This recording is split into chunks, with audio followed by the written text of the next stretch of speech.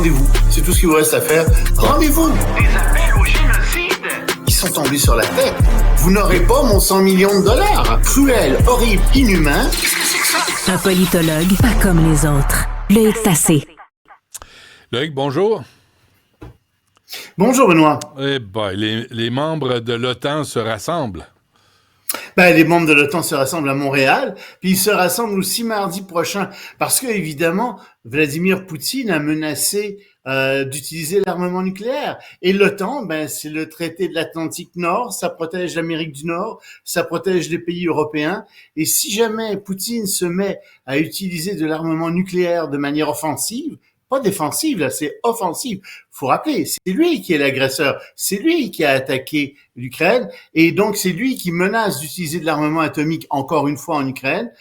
Ça change toute la doctrine de dissuasion de l'OTAN et ça change notre protection parce que l'OTAN, c'est notre protection contre la Russie, contre la Chine éventuellement. Donc, il faut savoir ce qui va arriver, ce qu'on peut faire avec ça. Et c'est pour ça qu'ils se réunissent. Tu sais, je disais des gens qui disaient « Ah, l'OTAN, qu'est-ce que c'est que ce machin ?»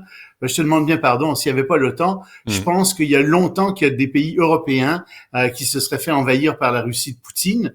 Et je pense aussi qu'on serait véritablement en danger. L'Europe serait très en danger en particulier. Malheureusement, comme tu sais, Donald Trump est pas du tout sûr de l'utilité de l'OTAN, puis il voudrait peut-être en sortir. Ça, c'est une autre question. Mais je pense qu'en ces périodes troublées, on ne peut que remercier les gens qui, dans les années 40, 50, ont décidé de mettre sur pied l'OTAN et ont prévu que oui, malheureusement, l'Union soviétique à l'époque, la Russie maintenant, peut-être la Chine deviendraient des pays menaçants pour l'Europe et pour les États-Unis. C'est ce qui se passe. Il faut surtout pas se laisser avoir par la rhétorique qui dit que non, c'est l'OTAN qui est menaçante, etc. Je te rappelle que en 2003, Poutine a voulu entrer dans l'OTAN et que l'OTAN lui a ouvert les bras en disant « oui, vous pouvez rentrer dans l'OTAN, il pourrait y avoir un partenariat ». Tout n'a pas été beau. L'OTAN n'a pas fait que de bonnes choses.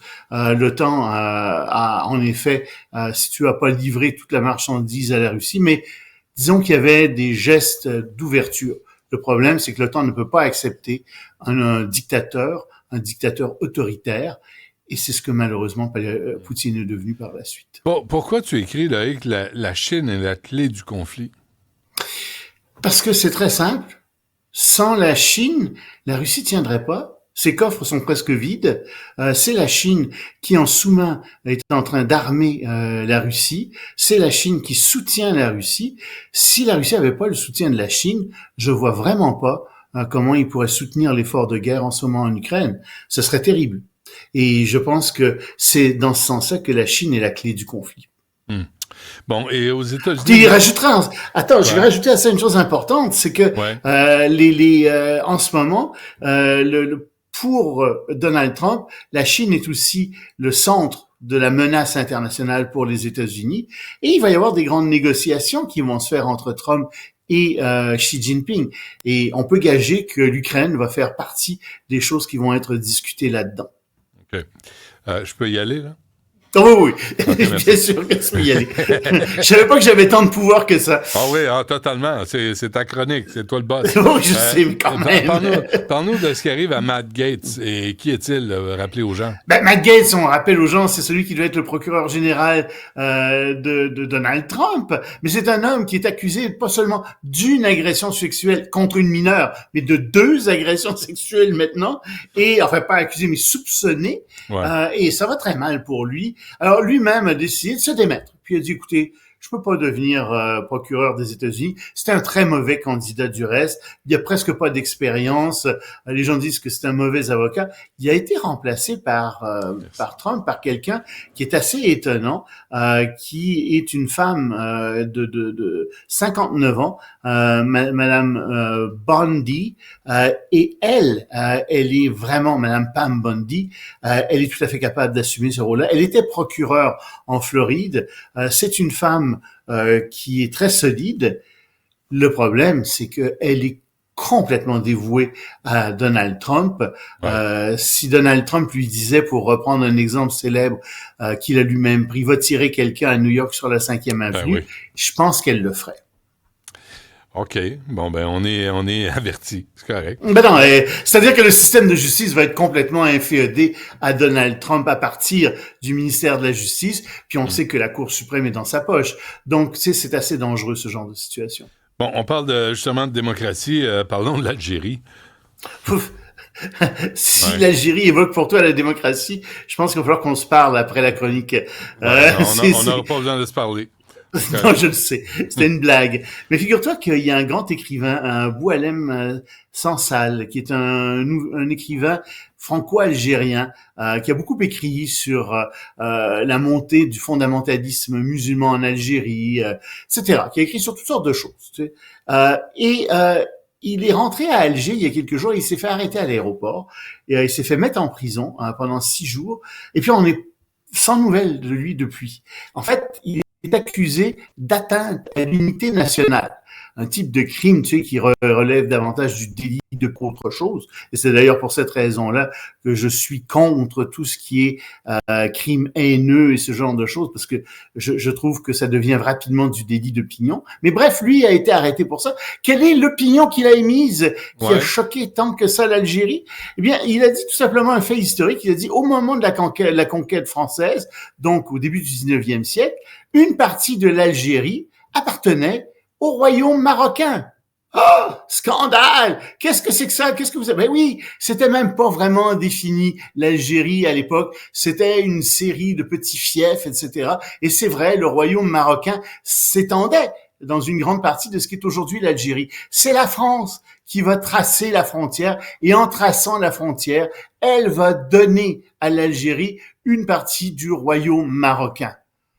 Scandale! Qu'est-ce que c'est que ça? Parce que, évidemment, les régimes autoritaires veulent réécrire l'histoire. Ils ne veulent pas que la population connaisse la véritable histoire. OK, attends et c'est malheureusement ça qui se passe. OK, je t'arrête. Alors, cet écrivain parle de la frontière entre le Maroc et l'Algérie, quel territoire appartenait à qui. On l'arrête, 6 jours plus tard, il disparaît.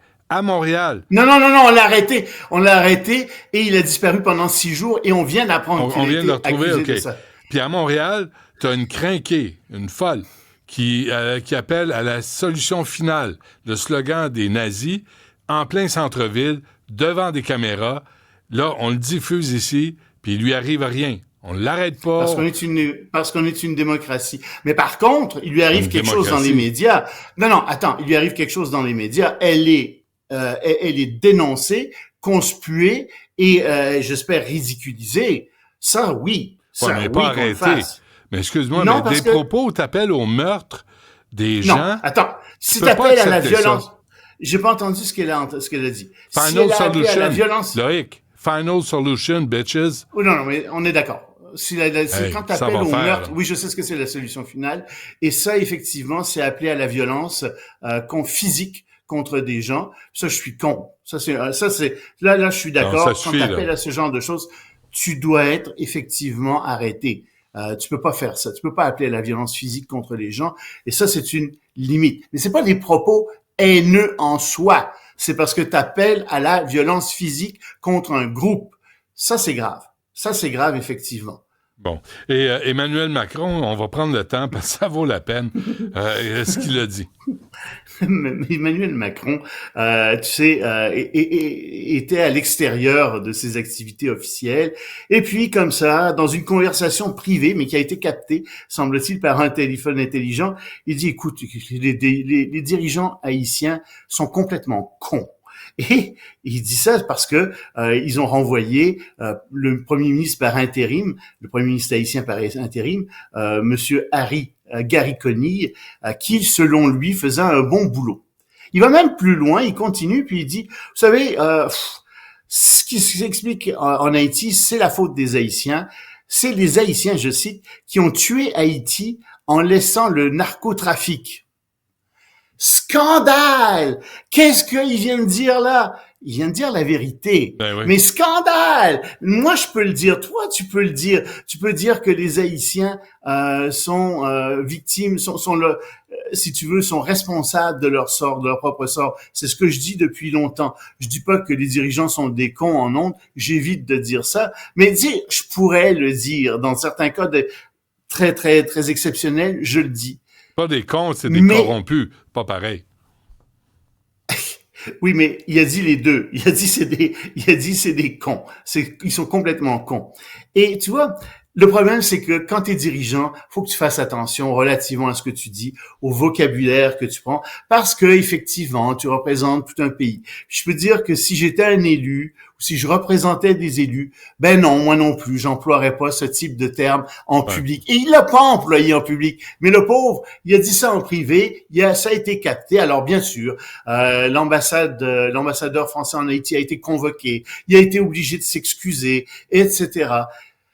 C'est très malheureux, mais il y a quelque chose qu'il faut remarquer, c'est que dans le fond, là, les narcotrafiquants en Haïti sont effectivement une grosse partie du problème, et c'est les Haïtiens qui les ont laissés entrer, comme ce sont les Haïtiens qui laissent entrer la corruption, qui acceptent aussi de subir cette corruption. Faut jamais oublier ça. Ouais. Et oui, en Haïti, il y a beaucoup de dirigeants qui sont complètement incompétents, puis on ne doit pas se priver de le dire. Peut-être pas employer ce vocabulaire-là, mais il faut pas se priver de le dire. Très bien. Loïc Tassé, merci. À lundi. Bon week-end, Benoît.